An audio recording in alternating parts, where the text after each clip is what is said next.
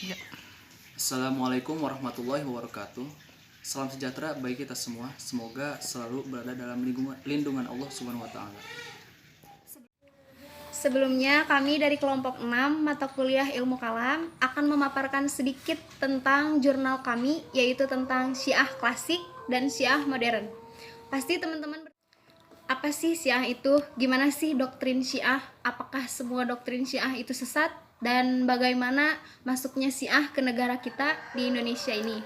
Ya, untuk itu Awal mula munculnya golongan Syiah itu ada beberapa pendapat. Yang pertama itu mereka berpendapat bahwa Syiah itu muncul ketika Nabi SAW wafat. Ada sekelompok bagian dari kecil kaum Muhajirin dan Bani Hasyim yang menuntut Ali atau membaiat Ali sebagai pengganti Nabi Muhammad.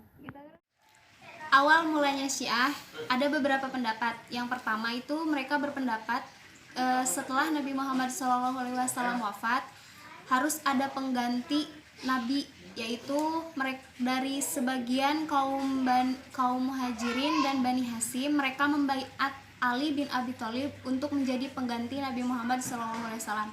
Tapi pendapat yang lebih populer itu ketika peristiwa tahkim atau arbitrase antara Ali bin Abi Thalib dan Muawiyah bin Abu Sufyan. Selanjutnya ada doktrin, kemudian ada sekte-sekte Syiah. Yang pertama itu ada golongan Kaisaniyah.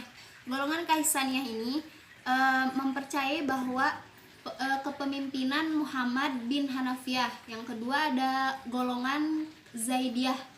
Yang Zaidiyah ini mempercayai kepemimpinan Zaid bin Ali bin Husain. Yang ketiga ada sekte Imamah. Sekte ini mereka mempercayai Nabi Muhammad SAW itu telah menunjuk langsung Ali bin Abi Thalib sebagai penggantinya. Yang keempat ada kaum gulat. Nah, kaum gulat ini golongan yang melebih-lebihkan dalam memuja Ali. Golongan ini terbagi menjadi dua. Yang pertama golongan As-Sabaiyah, yang kedua ada Al-Ghuraiyah. Yang As-Sabaiyah itu mereka berkeyakinan bahwa Ali itu bukan manusia biasa, tapi merupakan penjelmaan Tuhan, bahkan Tuhan itu sendiri. Yang kedua itu ada Al-Ghuraiyah. Mereka masih menganggap Ali itu sebagai manusia biasa, tapi yang seharusnya mendapat utusan menerima wahyu itu bukan Nabi Muhammad, tapi Ali bin Abi Thalib. Jadi mereka berkeyakinan bahwa malaikat Jibril itu salah alamat dalam menurunkan wahyu. selanjutnya Tahu aja Dato.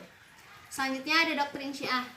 Yang pertama Ahlul Bait. Ahlul Bait itu berarti keluarga atau kerabat dekat. Yang kedua ada Al-Bada. Al-Bada itu bahwa Allah itu mampu mengubah suatu keputusan yang sudah ditetapkan dengan sebuah keputusan yang baru. kalanya eta teh contoh al-bara teh kumaha bahwa Allah teh mengubah suatu ketetapan yang sudah ditetapkannya. Contohnya itu Allah Subhanahu wa taala itu mengutus Nabi Ibrahim untuk menyembelih Nabi Ismail, kemudian Allah mengganti dengan gisos atau domba. Contohnya Allah Subhanahu wa taala itu mengutus Nabi Ibrahim alaihi salam untuk menyembelih Nabi Ismail. Kemudian Allah mengganti Nabi Ismail itu dengan gibas atau domba. Yang kemudian ada yang ketiga itu ada doktrin Asyura. Asyura itu hari ke-10 di bulan Muharram. Diperingati sebagai hari berkabungnya Syiah. Kenapa? Karena di situ hari wafatnya Husain bin Ali. Terus yang keempat ada Imamah. Imamah ini mereka berkeyakinan bahwa setelah wafatnya Nabi SAW harus ada pemimpin-pemimpin yang menggantikan misi atau risalah Nabi SAW. Yang kelima itu ada Ismah. Apa sih Ismah itu? Ismah itu mereka berkeyakinan bahwa para imam itu dijamin oleh Allah Subhanahu wa taala dari segala bentuk salah dan lupa, atau bisa disebut dengan maksum. Jadi mereka itu menyamaratakan antara para imam dan para nabi. Itu sesat ya guys. Setelah tadi disampaikan bagaimana asal mula Syiah itu dan bagaimana pemikiran serta golongan-golongannya. Nah, sekarang yang jadi pertanyaan timbul pada teman-teman sekalian, itu di mana sih penganut Syiah yang terbesar di dunia ini? Penganut Syiah terbesar di dunia ini itu berada di negara Iran. Nah, seperti apa pemikiran Syiah di Iran ini? Pemikiran Syiah di Iran ini mengacu kepada politik, yang dimana di sini Khomeini, yaitu Khomeini itu siapa? Khomeini itu revolusioner Islam Iran yang terjadi di tahun 1979, di mana dia itu ingin mendirikan atau membangun sistem negara Islam dengan membentuk atau menggantikan sistem kerajaan yang sebelumnya penguasa sebelumnya bernama Shah Reza Pahlavi, yang diktator, yang intinya beliau itu kejam lah. Di sini Khomeini ingin membentuk sebuah negara Islam yang dengan konsep yang Khomeini miliki, yaitu konsep wilayah al-faqih. Apa itu wilayah al-faqih? Wilayah al-faqih itu kelanjutan dari konsep imamah, yang dimana di sini Khomeini ingin para pemerintah di negaranya itu orang-orang yang paham akan ilmu fikih dan juga paham tentang syariat-syariat yang ada di dalamnya. Nah, selanjutnya, apakah ada Syiah di Indonesia? Dan kalaupun ada, gimana sih masuknya Syiah itu ke Indonesia? Baik, saya akan menjawab bagaimana sih Syiah itu datang ke Indonesia. Ada yang menduga Syiah itu datang ke Indonesia pada abad ke-12, dan ada juga yang menduga bahwa Syiah itu datang ke Nusantara jauh sebelum abad ke-12. Juga sebagian besar ada yang meyakini bahwa Syiah itu dibawa oleh orang-orang Persia dan juga oleh saudagar-saudagar Arab langsung. Menurut Jalaluddin Rahmat, beliau mengemukakan ada beberapa teori bagaimana Syiah itu masuk ke Indonesia.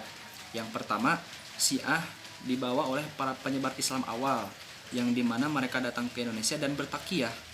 Ya, maksud bertakiyah di sini yaitu mereka berhati-hati dan mereka itu menutupi jati diri mereka sebagai Syiah, dan mereka mengaku menjalankan mazhab Syafi'i, karena di Indonesia atau di Nusantara pada waktu itu mayoritas berpaham Syafi'i.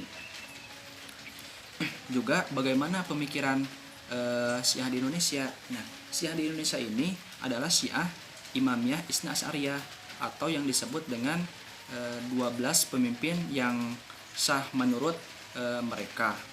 Nah, di sini paham ini dianut secara pribadi-pribadi oleh masyarakat Indonesia dengan tingkat adaptasi yang amat tinggi. Jadi Syiah di Indonesia belum pernah memberikan yang namanya catatan buruk tentang mazhab Islam yang agresif atau ekspansif.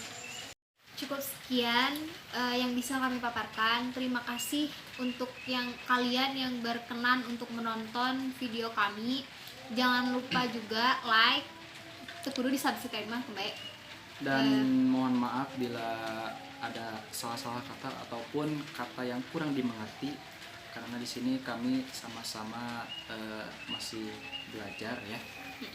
Dan kami juga membuka untuk kalian, membuka selebar-lebarnya kritik dan saran agar bisa membangun kami untuk kedepannya untuk yang lebih baik lagi. Terima kasih. Assalamualaikum warahmatullahi wabarakatuh.